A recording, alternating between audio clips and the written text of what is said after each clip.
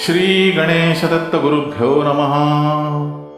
गुरुर्ब्रह्मा गुरुर्विष्णू गुरुर्देवो महेश्वरः गुरु साक्षात् परब्रह्म तस्मै श्री गुरवे नमः.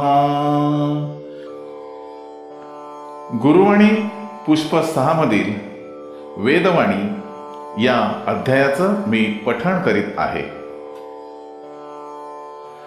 परमपूज्य सद्गुरू श्री रामकृष्ण क्षीरसागर स्वामी आपल्या प्रासादिक वाणीतून मार्गदर्शनपर आशीर्वाद देताना म्हणतात, एकदा नदीकाठच्या शांत वातावरणात एक ऋषी वेदवाणीचे पठण करीत उपासना करीत बसले होते.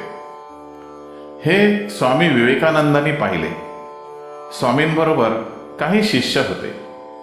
स्वामीजींनी खुलासा केला की ह्या ऋषींचे उच्चार शास्त्रोक्त पद्धतीने चाललेले आहेत व त्यामुळे सृष्टीतील चराचर पदार्थांचे पोषण होते. ज्या साधकांची आध्यात्मिक क्षेत्रात अतिशय उच्च अवस्था असेल त्यांनाच या श्लोकांचा अर्थ कळेल. इतर सामान्य लोकांना अर्थ कळणार नाही. जरी सामान्य लोकांना या वेदवाणीचा अर्थ कळला नाही तरी त्यांनी नाराज होण्याचे कारण नाही. वेदवाणी केवळ ऐकली तरी ऐकणाऱ्यांचे कल्याण होते. वेदवाणीचा उच्चार करणे अतिशय अवघड आहे. ज्या घराण्यात ह्या वेदवाणीची परंपरा आहे त्याच लोकांना हे काम व्यवस्थित जमेल. पणजोबांपासून आजोबांपर्यंत, आजोबांपासून वडिलांपर्यंत आणि वडिलांपासून मुलांपर्यंत अशा रीतीने पाठांतराने ही विद्या पुढे पुढे चालत आलेली आहे. वेदांमध्ये उच्चार शुद्धीला जास्त महत्त्व दिलेले आहे. सर्व वर्णाच्या लोकांनी वेदवाणी ऐकण्याकडे कल ठेवावा. श्रवणानेही वेदवाणी म्हणण्याचे श्रेय मिळते. आपापली अंगीकृत कर्मे व्यवस्थित पार पाडता पाडता ह्या दिव्य वेदवाणीचे श्रवण करावे म्हणजे त्यांचे कल्याण होईल. वेदवाणी ही संपूर्णपणे संस्कृतमध्ये आहे व श्लोकबद्ध आहे. लोकांच्या कल्याणासाठी भगवंताने वेदवाणीचा उच्चार केला व तो ऋषीमुनींनी ऐकला. त्या काळी ऋषीमुनी सतत उपासना व साधना करीत. त्यामुळे त्यांची बुद्धी अतिशय प्रगल्भ व तेजस्वी झाली होती. भगवंत उच्चारात गेले व ऋषीमुनींनी ते स्मृतिकोशात साठवून ठेवले व पुढे त्यांच्या शिष्यांपर्यंत ते पोहोचवले. पुढे अशीच पाठांतराची परंपरा चालत राहिली. ऋचांमधील संस्कृत श्लोकांच्या अर्थाला जास्त महत्त्व नसून उच्चार करण्याच्या पद्धतीला अतिशय महत्त्व आहे. शास्त्रोक्त पद्धतीने उच्चार केल्यामुळे विशिष्ट प्रकारच्या लहरी उत्पन्न होतात. त्यामुळे सृष्टीचे पोषण होत असते व दुष्ट शक्तींचा नाश होतो. नंतर ऋषीमुनींना अनुभव येऊ लागला की जो कोणी वेदांचा अभ्यास शास्त्रोक्त पद्धतीने पूर्ण करतो तो पूर्णत्वाला पोहोचतो. तेव्हापासून वेदवाणीचा अभ्यास योग्य त्या पद्धतीने सुरू झाला.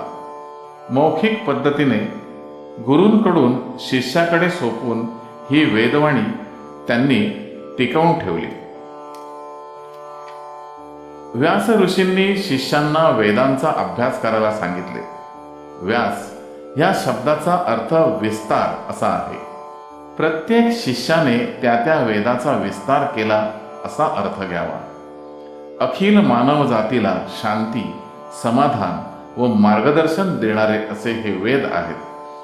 हे कोण्या लेखकाचे किंवा ग्रंथकर्त्याचे काम नसून केवळ ईश्वराचे काम आहे. त्यामुळेच ते अतिशय प्रगल्भ व तेजस्वी काम आहे. वेद निर्माण करताना कोणाही व्यक्तीचा त्याला स्पर्श झालेला नाही, म्हणूनच त्याला अपौरुषेय म्हटलेले आहे. वेदांवर टीका करणे हे चूक आहे, महापाप आहे. ईश्वर निर्मित वस्तूंमध्ये ढवळाढवळ करणे, टीका करणे हे योग्य नाही. या गोष्टी तो सहन करीत नाही. वेद व वेदातील तत्वज्ञान सामान्य माणसांना समजणे फार कठीण आहे. सामान्य लोकांना देखील वेदातील तत्वज्ञान कळावे म्हणून पुराणे निर्माण झालेली आहेत. लहानांपासून थोरांपर्यंत सर्वांना गोष्टी ऐकणं फार आवडते. या पुराणातील गोष्टींमधूनच वेदातील तत्वज्ञान सांगितलेले आहे. काही वेळा ते रूपकात्मक असते, तर काही वेळा ते संकेतात्मक असते. परमपूज्य सद्गुरू श्री रामकृष्ण क्षीरसागर स्वामी श्री रामकृष्ण उवाच या ग्रंथात फाल्गुन शुद्ध द्वादशीला आपल्या मार्गदर्शनपर आशीर्वादात म्हणतात, भक्त, कर्तव्य व गुरुकृपा. सध्या कलियुगाच्या प्रभावामुळे जो तो दुसरा आपल्यासाठी काय करतो हेच पाहत असतो. भगवंताच्या बद्दलही त्याच सूत्राने वागून जमत नाही.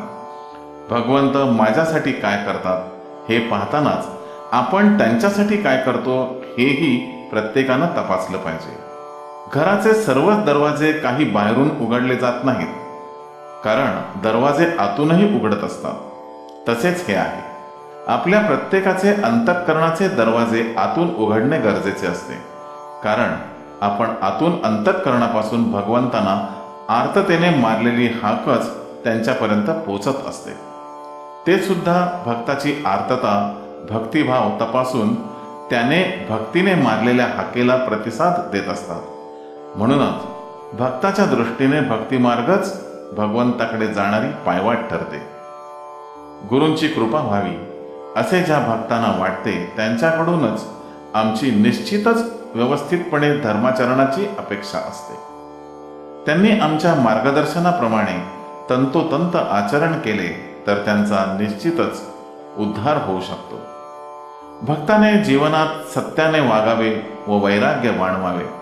ज्याला पुनर्जन्म नको असेल त्याने तर जिभेच्या चवी विसरणे आवश्यक आहे. त्याने सतत गुणग्राहकता वाढवावी. गुरूंकडून जेवढे गुण व बोध घेता येतील तेवढे घ्यावेत. त्याने द्रव्याच्या संग्रहामागे लागू नये. त्याची भाषा स्वधर्माप्रमाणे असावी, परकीय नसावी. भक्तापाशी आळस व व्यसने नसावीत.